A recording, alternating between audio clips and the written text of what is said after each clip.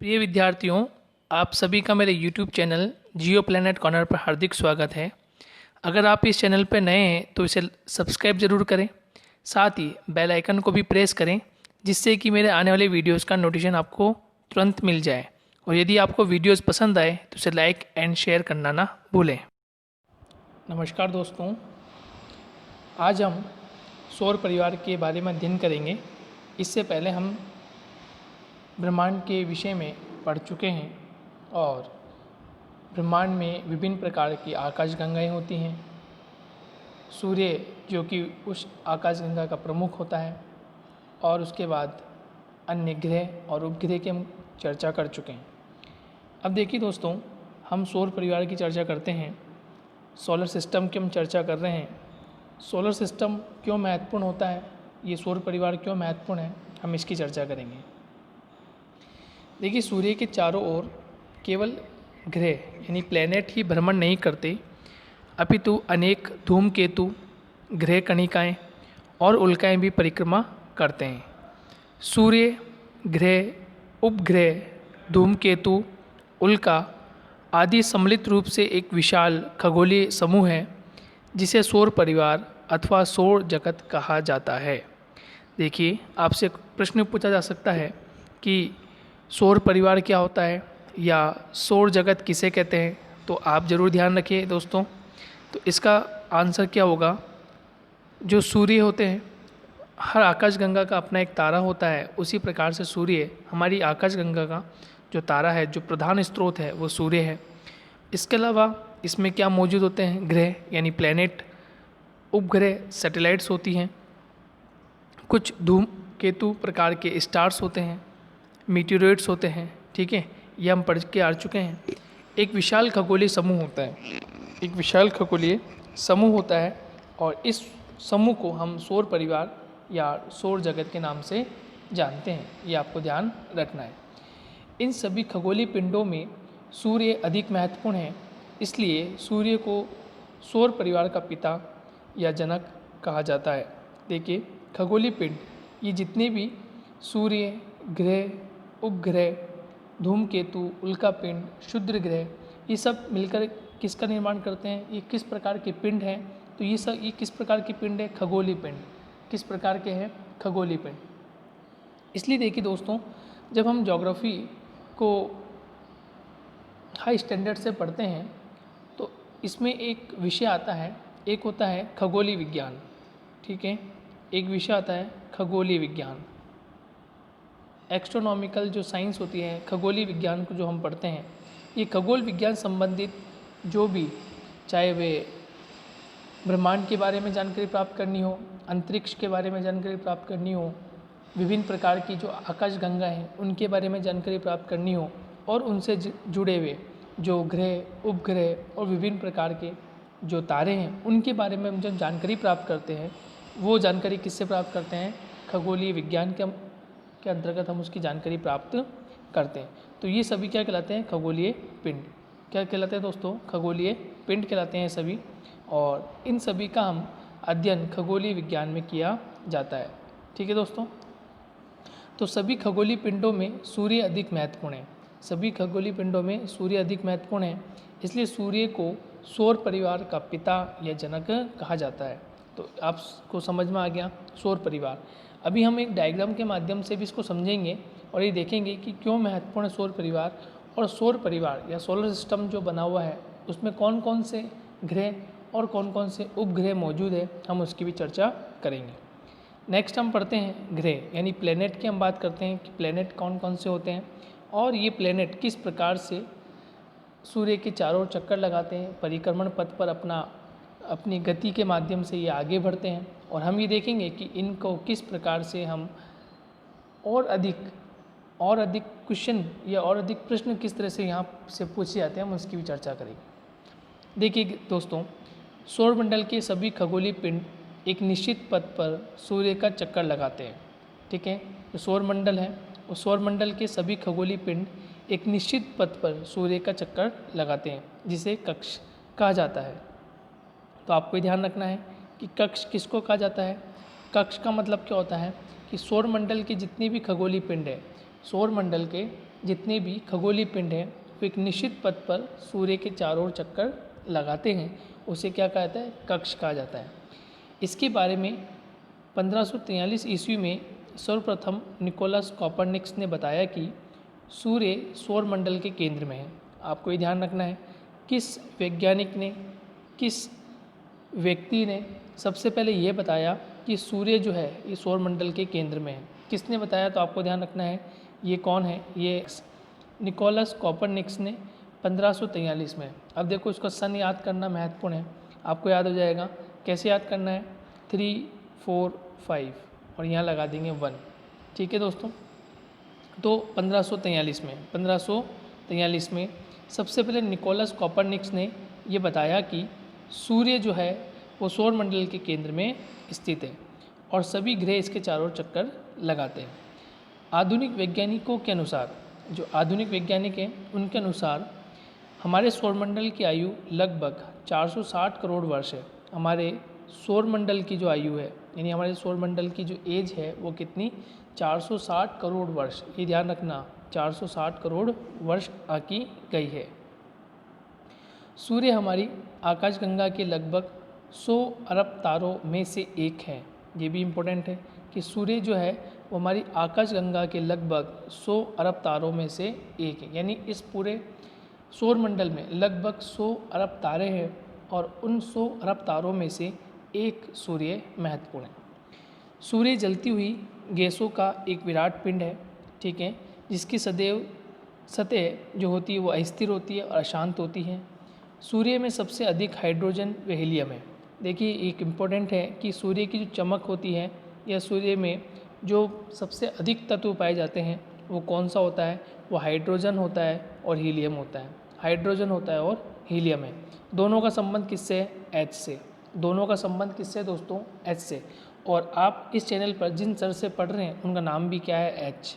उन सर का नाम भी क्या है, एच से ही प्रारंभ होता है। तो आपको ध्यान रखना है कि जियो प्लैनेट कॉर्नर पर जो सर ज्योग्राफी पढ़ाते हैं उनका नाम क्या है, हर्ष सर, और उनका नाम भी किससे शुरू होता है, एच से।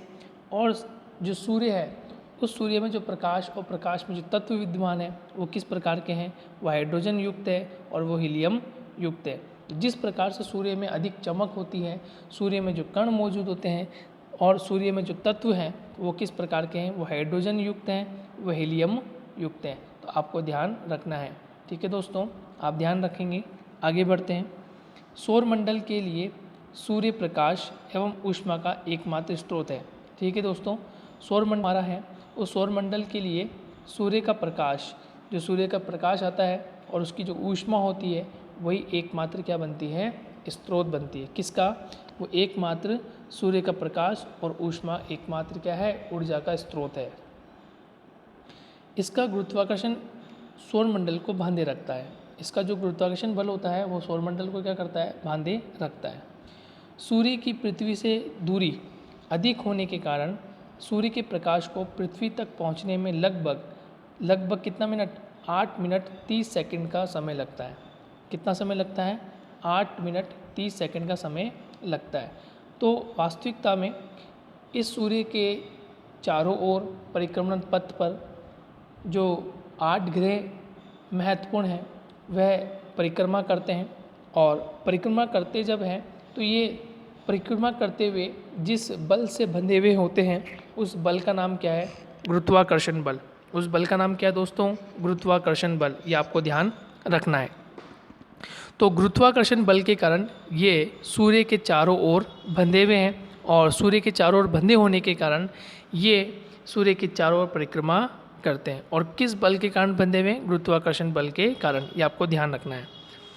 पृथ्वी से दूरी, पृथ्वी और सूर्य के मध्य की जो दूरी है वो दूरी अधिक है। वो दूरी कैसी है, अधिक है। और अधिक होने के कारण फिर भी पृथ्वी पर सूर्य का जो प्रकाश होता है, पृथ्वी पर जो सूर्य का प्रकाश होता है वह लगभग 8 मिनट 30 सेकंड में पहुंच जाता है। लगभग 8 मिनट 30 सेकंड में वह पहुंच जाता है। तो ये भी एक महत्वपूर्ण है। आपसे पूछा जा सकता है कि दूरी अधिक होने के कारण भी सूर्य का जो प्रकाश होता है वह पृथ्वी तक कितने समय में पहुंच जाता है, कितने समय में पहुंच जाता है, तो वह 8 मिनट 30 सेकंड में पहुंच जाता है। ये आपको ध्यान रखना है। नेक्स्ट, हमारे सौर परिवार में कुल 8 ग्रह, हमारे सौर परिवार में कुल कितने ग्रह हैं? 8 ग्रह। इसकी हम चर्चा पहले भी कर चुके हैं, अभी फिर हम चर्चा कर लेंगे। जो सूर्य के चारों ओर चक्कर लगाते हैं। सूर्य से विभिन्न दूरी पर स्थित इन ग्रहों का आपस में टकराना संभव नहीं है। ये आपस में नहीं टकरा सकते। क्यों नहीं टकरा सकते? क्योंकि इनका जो परिपथ है, ठीक है, इनका जो पाथ है, जहाँ ये एक स्थान से दूसरे स्थान की ओर गति करते हैं, वह कैसा पाथ है? एक सर्कुलर पाथ है।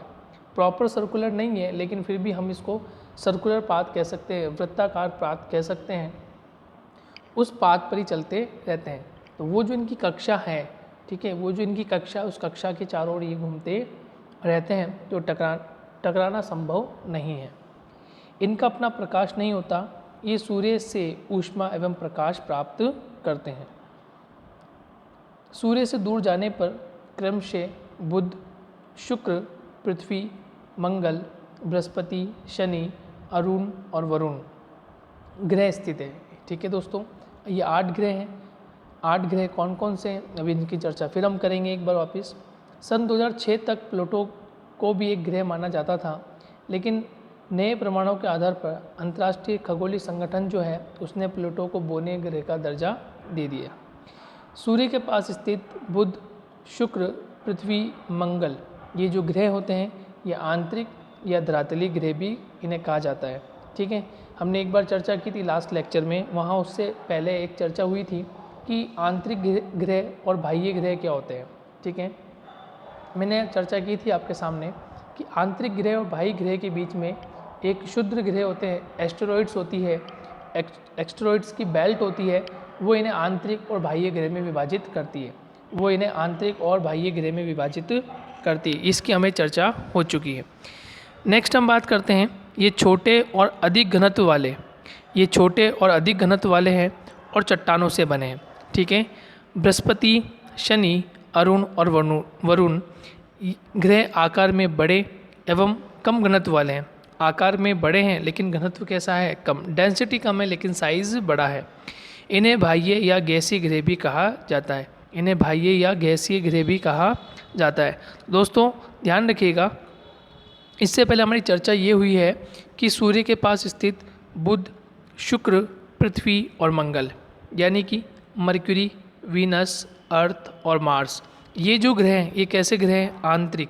कैसे ग्रह हैं? आंतरिक और धरातलीय, सरफेस, है ना, प्लेनेट इन्हें कहते हैं। ये ध्यान रखना है। इसके अलावा बृहस्पति, शनि, अरुण और वरुण, बृहस्पति, शनि, अरुण और वरुण, ये जो ग्रह हैं, ये ग्रह कैसे हैं? ये बड़े हैं और कम घनत्व वाले हैं। ये बड़े हैं और कम घनत्व वाले हैं। इन्हें बाह्य ग्रह या इन्हें गैसीय ग्रह भी कहते हैं। आउटर प्लेनेट या इन्हें गैसियस प्लेनेट भी कहते हैं। जबकि जो 4 अन्य ग्रह हैं, बुध, शुक्र, पृथ्वी और मंगल, ये ग्रह कैसे हैं? छोटे और अधिक घनत्व वाले हैं। उनका निर्माण किससे हुआ है? चट्टानों से निर्माण हुआ है। इसका मतलब ये हुआ कि जो भी क्षुद्र ग्रह होते हैं, जो भी कैसे ग्रह होते हैं? क्षुद्र ग्रह, जिन्हें हम एस्टेरॉइड्स कहते हैं। ठीक है, क्षुद्र ग्रह जो होते हैं जिन्हें हम एस्टेरॉइड्स कहते हैं, ये एस्टेरॉइड्स या मीटेरॉइड्स, है ना, एस्टेरॉइड्स या मीटेरॉइड्स, मीटेरॉइड्स को क्या बोलते हैं? उल्कापिंड। जो मीटेरॉइड्स होते हैं उनको क्या बोलते हैं? उल्कापिंड। इसका मतलब उल्कापिंड और क्षुद्र ग्रह का निर्माण भी लगभग चट्टानों से हुआ होगा, या वे अधिक घनत्व के होंगे और आकार में छोटे होंगे। तो कहीं ना कहीं इनका कोई इंटरलिंक होता होगा। तो इसको हम आगे के अध्यायों में पढ़ेंगे, वो इम्पोर्टेंट हमारे लिए होगा। नेक्स्ट, अब देखिए, इस डायग्राम के माध्यम से आप समझ पाएंगे कि जो मैं बताना चाह रहा हूँ कि कौन से आउटर है और कौन से इनर है, कौन से आउटर प्लेनेट रखे जाते हैं और कौन से इनर प्लेनेट में रखे जाते हैं, उसकी हम चर्चा करेंगे। देखिए दोस्तों, ये है क्षुद्र ग्रह, ये है क्षुद्र ग्रह। जो एस्टेरॉइड्स होते हैं उसकी बेल्ट आपको दिख रही होगी। ठीक है दोस्तों, ये क्षुद्र ग्रह एस्टेरॉइड्स की बेल्ट है, और इस एस्टेरॉइड्स बेल्ट्स के इस तरफ का ये जो भाग होगा, ये कहलाएंगे आंतरिक ग्रह। कैसे कहलाएंगे? आंतरिक ग्रह। और इसके इधर वाला जो भाग होगा, इसके इधर वाला जो भाग होगा, इधर वाले जो प्लेनेट होंगे वो कैसे होंगे? इधर वाले प्लेनेट कैसे होंगे दोस्तों? इधर वाले प्लेनेट कैसे होंगे? वो होंगे आउटर। वो कौन से होंगे? आउटर। कैसे होंगे दोस्तों? आउटर। तो ये तो होंगे आउटर प्लेनेट। ये कैसे होंगे दोस्तों? आउटर प्लेनेट होंगे। और ये प्लेनेट कैसे होंगे, ये इनर होंगे या आंतरिक होंगे। तो इनर में कौन कौन से, देखो सबसे पहले आपको बुध नज़र आ रहा है यानी मरक्यूरी आपको नज़र आ रहा है, फिर विनस नज़र आ रहा है यानी शुक्र, फिर अर्थ यानी पृथ्वी, फिर मंगल यानी मार्स। ठीक है, तो ये कैसे हो गया आंतरिक। और उसके बाद आपको नज़र आ रहा होगा जुपिटर यानी बृहस्पति, सैटर्न यानी शनि, यूरेनस यानी अरुण और नेपच्यून यानी वरुण। और ये ग्रह कैसे हैं दोस्तों, ये ग्रह कैसे हैं, ये ग्रह आपको ध्यान रखना है, ये ग्रह कैसे हैं, ये बाह्य ग्रह हैं। कैसे ग्रह हैं दोस्तों, बाह्य ग्रह। तो मरक्यूरी और विनस, मरक्यूरी और विनस, मरक्यूरी और विनस, ठीक है, ये कैसे ग्रह में आ जाएंगे, मरक्यूरी और विनस ये कैसे ग्रह में आ जाएंगे, ये आंतरिक ग्रह में। पृथ्वी या अर्थ और मार्स कैसे ग्रह में आ जाएंगे, ये आंतरिक ग्रह में। इसके अलावा चारों कैसे में आ जाएंगे, आउटर में आ जाएंगे। कैसे में आ जाएंगे, आउटर में। आगे आपको समझ में। नेक्स्ट, अब देखिए हम एक एक ग्रह की महत्वपूर्ण जानकारी प्राप्त कर रहे हैं। एक एक ग्रह की जो महत्वपूर्ण जानकारी है हम उसकी बात कर लेते हैं। देखिए आंतरिक ग्रह और बाह्य ग्रह। अब हम पहले बात करते हैं आंतरिक ग्रह की। आंतरिक ग्रह में जो फर्स्ट नंबर पे है उसकी खास बात यह है कि इनका निर्माण चट्टान से हुआ है। इनका निर्माण किससे हुआ है, चट्टान से। अब चट्टान से निर्माण हुआ है, रॉक से इनका ओरिजिन हुआ है, तो फिर घनत्व कैसा होगा, अधिक। यानी डेंसिटी कैसी होगी दोस्तों, अधिक। डेंसिटी कैसी है, अधिक। अब डेंसिटी अधिक है, इसका मतलब घनत्व भी कैसा होगा, घनत्व भी कैसा होगा, अधिक है। डेंसिटी अधिक है, इसका मतलब आकार कैसे होगा, कम। आकार कैसे होगा, कम। तो आकार होता है छोटा, ध्यान रखना, आकार कैसा होता है, छोटा। जबकि जो बाह्य ग्रह होते हैं इनका घनत्व होता है कम। इनका घनत्व क्या होता है, कम। तो इनका आकार कैसे होगा, इनका आकार कैसे होगा, बड़ा। इनका आकार कैसा होगा दोस्तों, बड़ा। आकार कैसा होगा, बड़ा।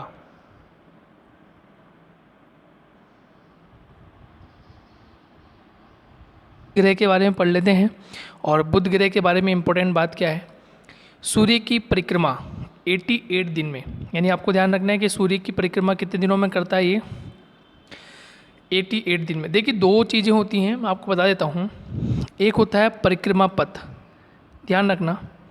एक होता है परिक्रमा, ठीक है, इसको बोलते हैं रेवोल्यूशन। और एक वर्ड होता है परिभ्रमण, इसको बोलते हैं रोटेशन। देखिए दोस्तों समझना है इसको, परिक्रमा या परिक्रमण, ठीक है, बात एक ही है। रेवोल्यूशन इसको कहते हैं। इसका मतलब होता है किसी ग्रह के चारों ओर घूमना। सिंपल सा बेसिक मैं आपको बताता हूँ। परिक्रमा का मतलब क्या होता है, इंग्लिश में रेवोल्यूशन बोलते हैं। और इसका मतलब क्या होता है, कोई ग्रह है, जैसे मान लीजिए हम फॉर एग्जांपल यहाँ सन मान लेते हैं, ये सन है, और सन के चारों ओर कोई ग्रह इस तरह से परिक्रमा करता है, इस तरह से परिक्रमा करता है। कोई ग्रह है, वो ग्रह इस प्रकार से सन के चारों ओर परिक्रमा कर रहा है, ठीक है। तो ये जो परिक्रमा कर रहा है, ठीक है, इस प्रकार से ये जो परिक्रमा कर रहा है, इसको हम क्या कह रहे हैं, परिक्रमण या परिक्रमा या रेवोल्यूशन। आ गया समझ में। और एक होता है परिभ्रमण। एक क्या होता है, परिभ्रमण। कोई ग्रह है, जैसे जस्ट लाइक पृथ्वी। अब पृथ्वी जो है वो इस तरह से एक्सिस, इसका एक्सिस है, और यहाँ पर इस प्रकार से ये अपने ही वो जो एक्सिस है, ये जो एक्सिस है, इस एक्सिस पे ही गोल गोल घूमती है। अपने एक्सिस पे ही गोल गोल घूमती है। अपने वो जो बिंदु है, वो जो एक्सिस है, उसी एक्सिस पे यदि कोई ग्रह घूम रहा है तो वो कहलाता है परिभ्रमण। क्या कहलाता है दोस्तों, परिभ्रमण। लेकिन परिभ्रमण करते हुए अपने एक्सिस पर घूमते हुए वो किसी ग्रह के चारों ओर, ये जो एक ग्रह है, या यूँ कह लीजिए कि ये सूर्य है, और सूर्य के चारों ओर इस परिपथ मार्ग पर इस तरह से घूमता हो, उसे हम क्या कहते हैं, परिक्रमा। उसे हम क्या कहते हैं, परिक्रमा। अब आपको समझ में आ गया होगा अच्छे से। और यदि नहीं समझ में आया तो आप कमेंट बॉक्स में एक बार और बता सकते हैं। मैं इसका लाइव वीडियो भी लेकर आपके सामने आ सकता हूँ, आपको मैं समझा दूंगा इसको किस तरह से ये महत्वपूर्ण है। नेक्स्ट, तो ये सूर्य की जो परिक्रमा करता है बुध ग्रह, ये कितने दिनों में करता है, 88 में। कितने दिनों में, 88 दिन में करता है। और अपने अक्ष पर इसका जो घूर्णन है, अपने अक्ष पर इसका जो घूर्णन है वो कितने, 59 डेज़ में करता है। कितने दिन में करता है, 59 डेज़ में करता है। ये आपको ध्यान रखना है। नेक्स्ट है कि उपग्रहों की संख्या कैसी है इसकी, 0। उपग्रह कितने हैं, 0, यानी इसका कोई उपग्रह नहीं है, इसका कोई सैटेलाइट नहीं है। नेक्स्ट है शुक्र ग्रह।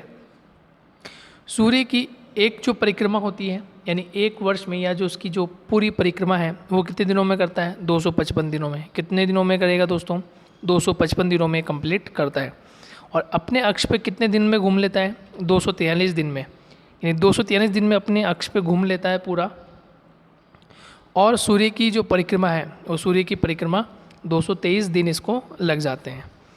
नेक्स्ट हम चर्चा करें तो पृथ्वी को हम देखें तो पृथ्वी की एक जो सूर्य की परिक्रमा है वो सूर्य की परिक्रमा कितने दिनों में करती है पृथ्वी, 365 दिन में। कितने दिनों में, 365 दिन में। और अपने अक्ष पे जो उसका घूर्णन होता है वो एक दिन में होता है। एक दिन में घूर्णन हो जाता है, इसका मतलब दिन और रात जो बन रहे हैं, दिन और रात, पहले दिन आता है फिर रात फिर दिन फिर रात, ये जो क्रम चल रहा है ये कितने दिनों का है, ये एक दिन का है। कितने दिनों का है ये क्रम, एक दिनों का, यानी एक दिन में दिन रात बनते जाते हैं। लेकिन जो ऋतुएं होती हैं, जैसे आपने देखा ग्रीष्म ऋतु, वर्षा ऋतु, शीत ऋतु, या फिर हम यूँ कहें कि जैसे फॉर एग्ज़ाम्पल 2019 में जनवरी माह, और उसके बाद पुणे वापस जनवरी माह आ रहा है 2020 का, ठीक है। एक बार जनवरी 2019 यानी 1 जनवरी 2019, 1 जनवरी 2019, और उसके बाद पुणे 1 जनवरी 2020, यानी कि कितना समय लग गया, 1 वर्ष लग गया। कितना समय लग गया, 1 वर्ष, क्योंकि जनवरी के बाद फरवरी, फिर मार्च, फिर अप्रैल, फिर मई, और तो इस तरह से कितने महीने गुजर जाते हैं, पूरे 12 मंथ, 12 मंथ्स जब पूरे निकल जाते हैं तो पुणे वही तारीख आ जाती है, लेकिन 1 वर्ष जो होता है वो आगे बढ़ जाता है। तो सूर्य जो है, सूर्य सौरमंडल का प्रमुख है, और प्रमुख होने के कारण जितने भी ग्रह हैं वो इसके चारों ओर परिक्रमा करते हैं। और हमारी पृथ्वी जो है ये सूर्य की परिक्रमा 365 दिन यानी 1 वर्ष में पूरी कंप्लीट करती, 1 वर्ष। और अपने अक्ष पर जो दिन रात की जो परिस्थितियाँ हैं वो एक दिन में चेंज होती है। कितने दिन में चेंज होती है दोस्तों, एक दिन में। एक दिन में दिन और रात बनते रहते हैं, जबकि ऋतुओं का निर्माण या पूरे 1 वर्ष का जो निर्माण होता है वो 365 दिन में होता है। ये आपको ध्यान रखना है। नेक्स्ट हम चर्चा करते हैं, नेक्स्ट इम्पोर्टेंट है कि सूर्य की परिक्रमा मंगल ग्रह के द्वारा, सूर्य की जो परिक्रमा होती है वो मंगल ग्रह के द्वारा 687 दिनों में पूरी करता है। कितने दिनों में, 687 दिनों में पूरी करता है। और अपने अक्ष पे जो इसका घूर्णन है वो 1 दिन का होता है। अपने अक्ष पे घूर्णन कितने दिनों का होता है, 1 दिन का। और इसके उपग्रहों की संख्या कितनी है, 2। इसके उपग्रह की संख्या कितनी है, 2। जबकि हम ये देखें कि पृथ्वी के उपग्रह की संख्या कितनी है, 1। आपको ध्यान रखना है जो पृथ्वी का जो उपग्रह है वो कौन है, चंद्रमा। वो कौन है दोस्तों, चंद्रमा। ये आपको ध्यान रखना है, ये बहुत ही इम्पोर्टेंट है कि कौन सा महत्वपूर्ण है। और जो पृथ्वी है उस पृथ्वी का जो उपग्रह है वो कौन सा है, वो आपको ध्यान रखना है। उसके बाद हम चर्चा कर लेते हैं बृहस्पति ग्रह की, ठीक है, कि बृहस्पति ग्रह में सूर्य की परिक्रमा कितने रहती है। तो सूर्य की परिक्रमा बृहस्पति ग्रह 11 वर्ष में करता है। 11 वर्ष और 11 माह, 11 वर्ष और 11 माह का समय लगता है। और अपने अक्ष पर घूर्णन करने में इसको केवल 9 घंटे लगते हैं, 9 घंटे 56 मिनट लगते हैं। और इसके उपग्रहों की संख्या कितनी है, 16। इसके उपग्रह की संख्या कितनी है दोस्तों, इसके उपग्रह की संख्या है 16। कितने हैं, 16। नेक्स्ट चर्चा करते हैं शनि की। शनि सूर्य की परिक्रमा 29 वर्ष 5 माह में करता है। और अपने अक्ष पे जो इसका घूर्णन होता है वो अपने अक्ष पे घूर्णन 10 घंटे 40 मिनट में हो जाता है। और उपग्रह की संख्या लगभग 18, लगभग कितनी है, 18। अरुण ग्रह जो होता है ये सूर्य की परिक्रमा 84 ईयर्स में करता है, यानी 84 वर्षों में इसकी जो परिक्रमा करने की जो वर्ष होते हैं वो 84 होते हैं। और अपने अक्ष पे घूर्णन करने की जो इसकी गति है या यूँ कहें कितने घंटे में पूरा कर लेता है, तो 17 घंटे 14 मिनट में पूरी कर लेता है। और इसके उपग्रह की संख्या कितनी है, 17। इसके उपग्रह की संख्या कितनी दोस्तों, 17। फिर है वरुण। फिर क्या है, वरुण। और हम ये देखते हैं कि वरुण जो है वो सूर्य की चारों ओर परिक्रमा 164 वर्षों में करता है, यानी सबसे अधिक जो समय लेता है वो कौन लेता है, वरुण। और वो लगभग परिक्रमा करने में कितना वर्ष लेता है, 164 वर्ष। कितना, 164 वर्ष में वो एक सर्किल पूरा करता है और अपने अक्ष पे घूर्णन करता है लगभग 16 घंटे 7 मिनट, लगभग 16 घंटे 7 मिनट। और इसके उपग्रहों की संख्या कितनी है? 8। कितनी दोस्तों? 8। इस प्रकार से हमने महत्वपूर्ण सौर परिवार की चर्चा की और सौर परिवार में कौन कौन से ग्रह महत्वपूर्ण है वो आपको ध्यान रखना है। पृथ्वी का आपको ध्यान रखना है, पृथ्वी का अक्सर पूछा जाता है। बुध के परिक्रमा कितने दिनों में होती है और अपने अक्ष पे इसकी घूर्णन कितना होता है, इस पे प्रश्न पूछा जाता है। इसके अलावा बृहस्पति पे प्रश्न पूछा जाता है और शुक्र पे प्रश्न पूछा जाता है कि किस पर शुक्र की परिक्रमा का जो समय है वो कितना होता है, या बृहस्पति का जो सूर्य के चारों परिक्रमा करने का समय कितना होता है। ऐसे प्रश्न आपसे पूछे जा सकते हैं। देखिए दोस्तों, आगे हम पढ़ते हैं। खगोल वैज्ञानिकों ने सौर मंडल के सभी पिंडों के कई वर्ग बनाए, जैसे ग्रह, उपग्रह, बौने ग्रह या लघु पिंड। उपग्रह ऐसे आकाशीय पिंड को कहते हैं जो किसी ग्रह के चारों ओर चक्कर लगाते हैं। तो उपग्रह ऐसा आकाशीय पिंड होते हैं जो किसी ग्रह के चारों ओर चक्कर लगाते हैं। इससे पहले हमने चर्चा की थी सौर परिवार में। सौर परिवार में जो सूर्य के चारों ओर चक्कर लगाने में वो तो हो गए ग्रह, वो तो क्या हो गए? ग्रह हो गए। और इनसे निकले जो उपग्रह होते हैं वो इन आकाशीय पिंड जो होते हैं, यानी ये जो ग्रह होते हैं उनके चारों ओर चक्कर लगाते हैं। ऐसे पिंड जो सूर्य की परिक्रमा करते हैं और दूसरे पिंडों का रास्ता भी काटते हैं वे बौने ग्रह कहलाते हैं। ऐसे पिंड जो सूर्य की परिक्रमा तो करते हैं लेकिन दूसरे पिंडों का रास्ता भी काटते हैं वो बौने ग्रह कहलाते हैं। जैसे प्लूटो, एरिस, सेरिस आदि बौने ग्रह के उदाहरण हैं, ठीक है, जो कि सूर्य की परिक्रमा करने वाले सौरमंडल के बाकी सभी छोटे छोटे पिंड जैसे क्षुद्र ग्रह, उल्का पिंड और वरुण के पार जाने वाले अनजाने पिंड और सौरमंडल में आने वाले धूमकेतुओं आदि को लघु पिंड कहा जाता है। तो इस प्रकार से हमने अभी सौरमंडल में एक बेसिक फंडामेंटल हमने कंप्लीट कर लिया।